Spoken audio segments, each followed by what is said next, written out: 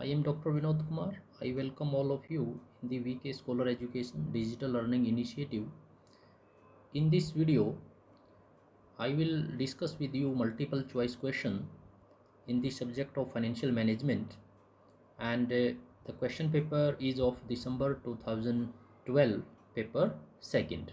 Okay, so let's start question number 1. So arrange the following steps involved in the capital budgeting in order of their occurrence. So you know that capital budgeting is also known as a project proposal. So project proposal, which is long term in nature, and which demands a very high capital from the point of view of owners. Okay, so is capital budgeting decision और project proposal decisions के various steps क्या हैं, उनकी proper sequencing क्या है। तो इसमें total 5 steps दिए गए हैं। सबसे पहला दिया गया है project selection, then project appraisal, project generation, follow up and project execution. तो सबसे पहले a project is created, we call it project generation. सबसे पहले प्रोजेक्ट को जनरेट किया जाता है। उसके बाद there is a project appraisal और you can say project evaluation.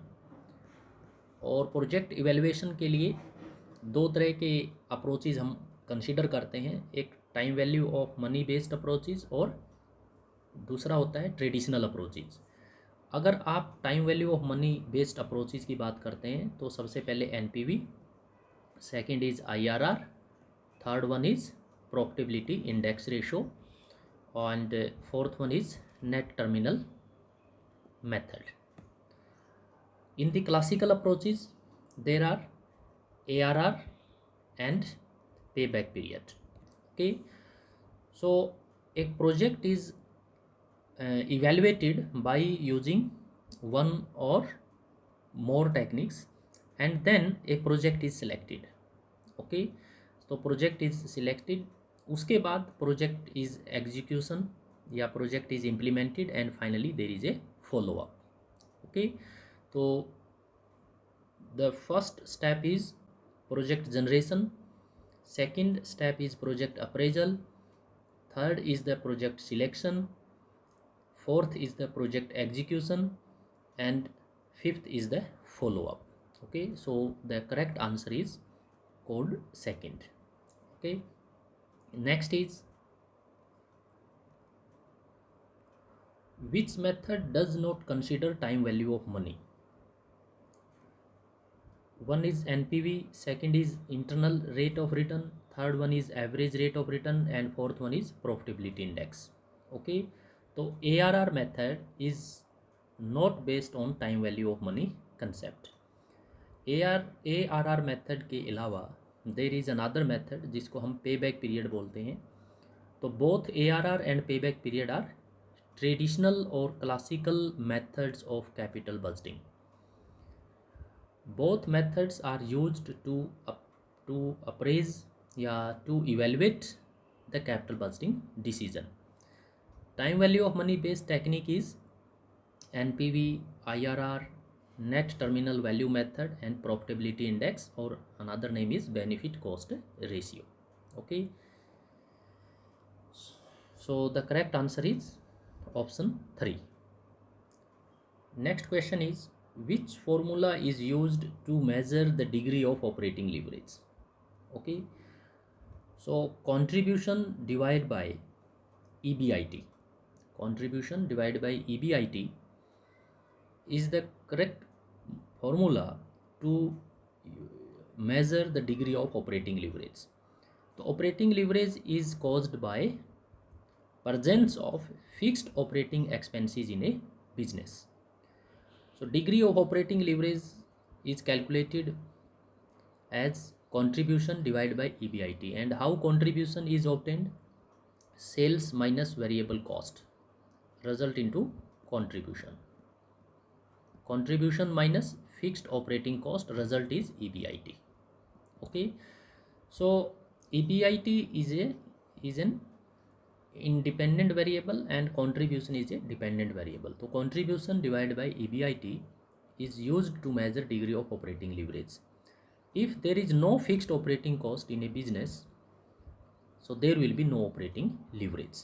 Okay, so the correct answer is option second. Which one, next question is, which one is more appropriate for cost of retained earning? So cost of retained earning is also known as internal equity. We call it internal equity. And retained earning क्या होता है कि जब कोई firm किसी financial year के दौरान जो भी नेट अर्निंग उसके पास मौजूद रहती है, अगर that net earning is not given to the shareholders as dividend, okay, और वो सारा पैसा रिटेन कर लिया जाता है या उसका कुछ पार्ट बिजनेस में रिटेन कर लिया जाता है फॉर फ्यूचर एक्सपेंशन प्रोग्राम, तो we call it retained earning. तो what is the cost of retained earning to the company? तो we call it implicit cost of capital, and the correct answer is opportunity cost to the company or to the firm. So retained earning are known as undistributed profits of the company, and these profits belongs to the equity shareholders. The cost of retained earning would be equal to the opportunity cost of earning by investing elsewhere by the shareholders themselves or yeah by the company itself. Okay, next question is matching the list 1 with list second. So first one is MM approach is matched with the arbitrage. The use of homemade leverage or personal leverage in place of corporate leverage.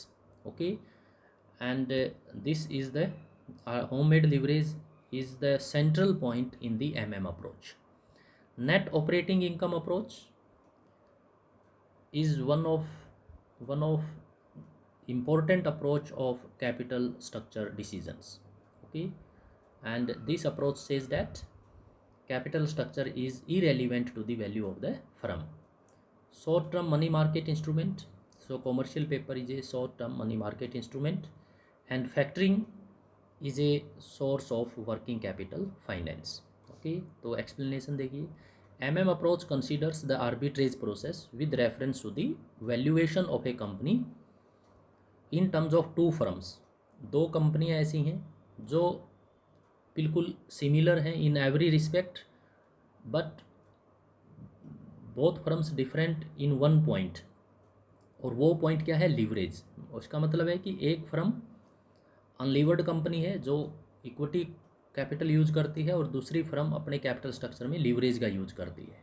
Okay, तो ये clear cut लिखा हुआ है कि one of them had leverage या debt in its capital structure और other does not. तो use of debt by the investor for arbitrage is called homemade और पर्सनल लीवरेज.